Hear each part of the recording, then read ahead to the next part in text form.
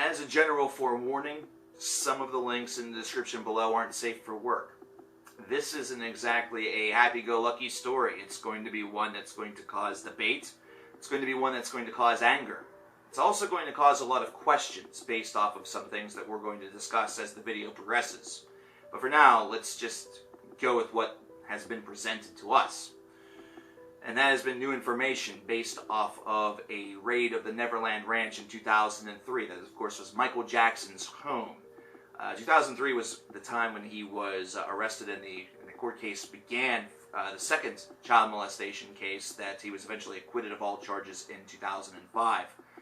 However, during this raid, which has just surfaced thanks to Radar Online releasing some reports that have some pretty NSFW stuff in it, this is definitely something that was grooming child predatory ideas. You know, to groom children in order to participate in some of these sex acts. Also had some stuff that was really geared towards some animal torture, some S&M, some abuse of women, and just a lot of pornography. This is not good stuff.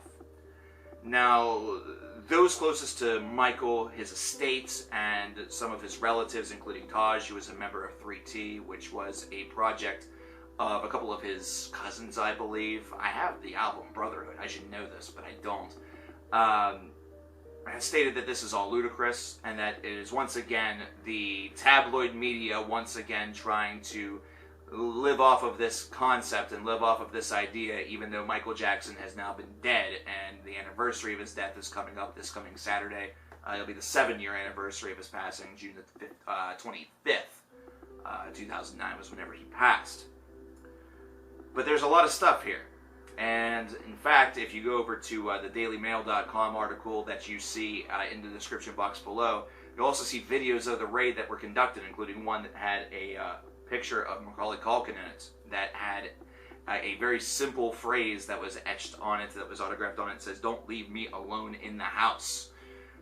We all know that Macaulay has gone through a lot within his life, and there have been many questions if his career and really his own personality was affected by experiences that he potentially had with Jackson, not to mention also experiences with his own father, but that's really for Macaulay to open up and discuss if he wants to. But this is something that's a bit troubling. But what's troubling to a lot of other people on the other side, Michael Jackson's supporters, either that or those that just seem to have a bit of a nose for noticing coincidences, either that or some conveniences. What's going to be very, very troubling is the fact that this is now surfacing in 2016. It isn't surfacing in 2003, whenever it was supposedly discovered. It wasn't one that was seen as the smoking gun of the case. It wasn't something that was seen as really what would have been the death blow. If you take a look at some of the stuff that this article, not to mention also the PDF from the Radar Online, really shows, which is, again, like I said, not safe for work. This should be damning evidence. Of course, the evidence alone by itself just perhaps shows a bit of a sex and drug-crazed maniac, somebody that really enjoyed the collection that he had of human flesh, and they just particularly seemed to be of the male persuasion, either that or a little bit fucked up. But here it is, 2016, and this is whenever it's being unearthed, and this is when it's being revealed. And it was once again recently established that Michael Jackson is one of the wealthiest dead celebrities. So this is a name that always is going to be on the tongue, and once again it seems to be. For me, it's a little bit hard to accept.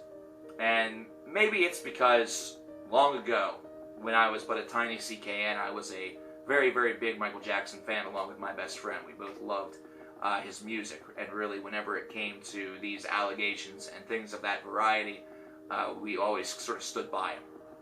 Maybe it's the fact that even if this is something that's true, it just seems very, very odd that it was released 13 years later.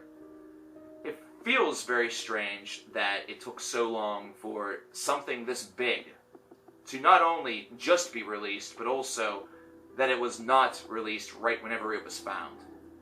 The way in which the tabloid media really functions, the way in which most of the media functions, really looks for these smoking gun phenomenons, really looks for these big pieces of evidence, these huge chunks of terrible things. Really, they're looking for the bonfire. They're not looking for the bonfire. They're looking for the forest fire. They're not looking just for the skeleton in somebody's closet. They're looking for the live victim that's slowly suffocating. And once they find that, it's something that they hold on to and use and beat into the ground. That way they can have their moment. There's no bigger moment for somebody in the tabloid media than the exposure of somebody's iniquities. So the fact that here it is 13 years later, and the fact that this information is being really presented to the public near the anniversary of his death all feels extremely deliberate. Now, the one thing that causes me distress, the one thing that causes me to believe that perhaps coincidence is purely not coincidence at this stage of the game, is the amount of detail that is really being given to us. Originally, a Billboard article only showcased to the bold that actually clicked on the Radar Online's name, the PDF that had some of the discoveries. Some of these seem to be really acquired from the internet. Others were said to be in binders, books, and photo albums.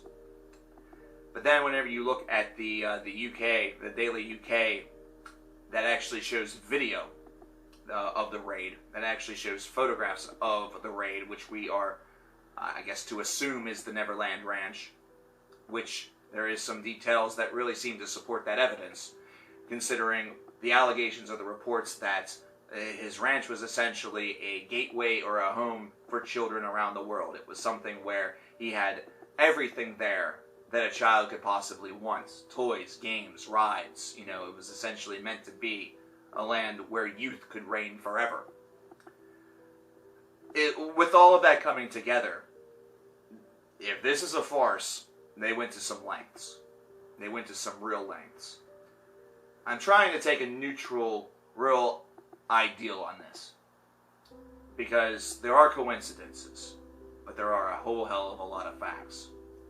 The reality of it is that if this is a farce, then once again, we are seeing that the Jackson family and Michael himself really is an easy victim to take pot shots with, considering the idea of being a child predator, child pornography, rape and child molestation is always going to be something that gets under people's skin.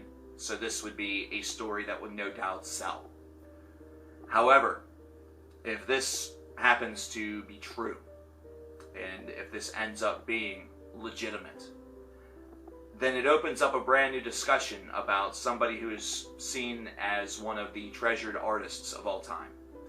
It really paints a very different picture in the long run about his legacy. It's something that his legacy was already tainted by the multiple cases that involved this.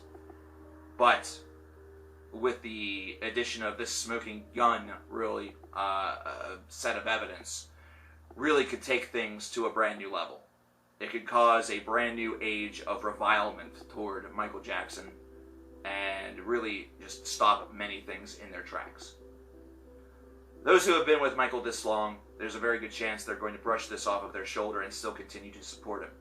Really, if you take a look at the gentleman just for his musical output and completely ignore the person himself, then that's fine. But this is something where not a lot of people are going to be willing to do that. It's already causing and sparking that outrage, and I think that more outrage is only set to come. This is definitely a story to track. This is definitely a story that could have hugely historic impact. So this is certainly one to keep an eye out for. Wow. As a former Michael Jackson fan, and I say former based off of, being, really big into his stuff, I still respect the man's artistry. Never really, he was always kind of a kooky son of a gun to me, This is definitely rough to swallow. It's definitely tough to really look at. And, part of me really wants this to be false. Part of me really wants it to be just trying to cash in. But it's getting harder and harder not to believe. And it's just the truth. What are your thoughts about this? Leave them in the comments below. Share this to anybody that you know who's a Jackson fan or a Jackson hater. I'm Cover Killer Nation, and I'll talk to you guys tomorrow. Take care.